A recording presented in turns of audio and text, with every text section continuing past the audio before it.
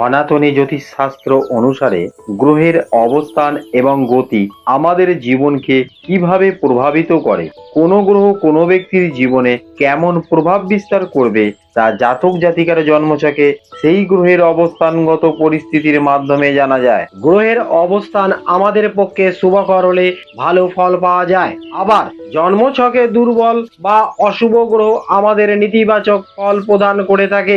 আজ আমরা আলোচনা করব জন্মছকে বুধ গ্রহের অবস্থান কেমন হলে কি কি প্রভাব পড়ে এবং বুধ গ্রহের শুভত্ব বা অশুভত্বের প্রভাবে কি কি হতে পারে। সনাতনী জ্যোতিষ শাস্ত্রে নবগ্রহের মধ্যে অন্যতম একটি গ্রহ হলো বুধ, যা সূর্যের সবচেয়ে কাছের গ্রহ এবং ক্ষুদ্রতম গ্রহ। পৌরাণিক কাহিনী অনুসারে বুধ চন্দ্রদেবের পুত্র, দেবগুরু বৃহস্পতি বুধের পালিত পিতা। বুধকে নবগ্রহের যুবরাজ বলা হয়। 9টি গ্রহের মধ্যে বুধকে একটি নিরপেক্ষ গ্রহ হিসেবে বিবেচনা করা হয়। সনাতনী জ্যোতিষশাস্ত্রে রাশিচক্রে মিথুন এবং কন্যা দুটি রাশির শাসক গ্রহ হল বুধ। কন্যা রাশিতে বুধ উচ্চ এবং মীন রাশিতে নিম্ন বলে মনে করা হয়। যাদের কুণ্ডলিতে বুধ গ্রহ শক্তিশালী তারা ব্যবসা, শিক্ষা ও চাকরিতে সাফল্য পান। একইভাবে বুধ যদি কারো কুণ্ডলিতে দুর্বল থাকে তাহলে সেই ব্যক্তিকে নানা সমস্যার সম্মুখীন হতে হয়। বুধ গ্রহ বৃহস্পতি, শুক্র এবং শক্তিশালী চন্দ্রের সাথে মিলিত হলে শুভ ফল দেয়। অন্যদিকে বুধ যদি মঙ্গল, শনি, রাহু, কেতু এবং সূর্যের সঙ্গে যুক্ত থাকে তবে এটি অশুভ ফল দেয়। এক কথায় বুধ একক অথবা শুভ গ্রহের সঙ্গে শুভভাবে থাকলে শুভ ফল দেয়, অশুভ গ্রহের সঙ্গে থাকলে বা অশুভ গ্রহের প্রভাবে অশুভ ফল দেবে।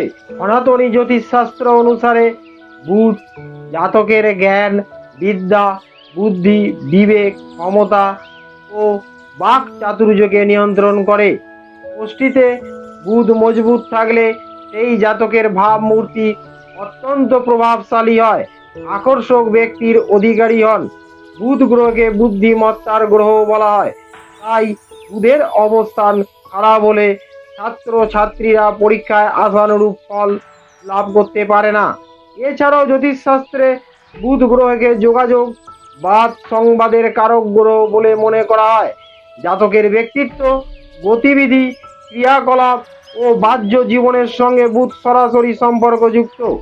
এছাড়াও বুধ যোগাযোগ স্থাপনে সাহায্য করে, বুধ সিদ্ধান্ত নেওয়ার ক্ষমতা বাড়ায় বলে মনে করা হয়।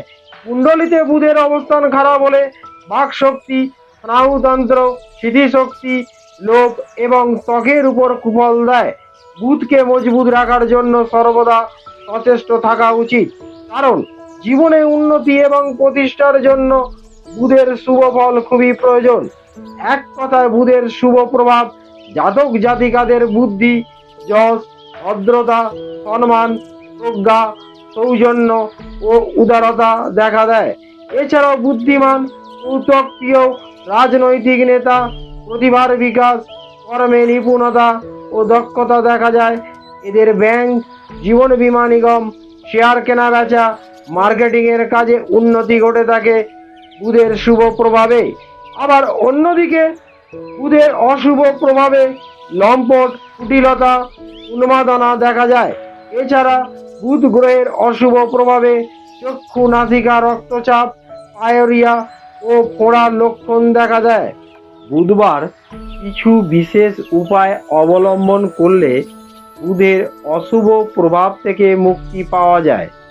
এই পদক্ষেপগুলি চাকরি এবং ব্যবসায় সাফল্য এনে দেয়।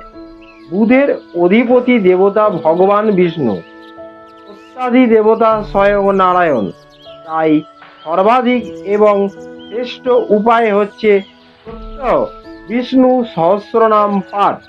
বুধ চল্লিশা পাঠও এক্ষেত্রে কার্যকরী, সর্বাধিক লাভকারী। প্রত্যেক বুধবার ত্রিপুরা সুন্দরী স্তোত্র পাঠ করা উচিত। বুধবার শুভ সময়ে শ্রী গণেশের পুজো করুন এবং ভগবান গণেশের চরণে শ্বেত দুর্বা অর্পণ করুন। এছাড়াও চারমুখী রুদ্রাক্ষ ধারণ ও প্রত্যেক বুধবার ভগবান বিষ্ণু মন্দিরে তুলসী দান করলে বুধের অশুভ প্রভাব থেকে মুক্তি পাওয়া যায়।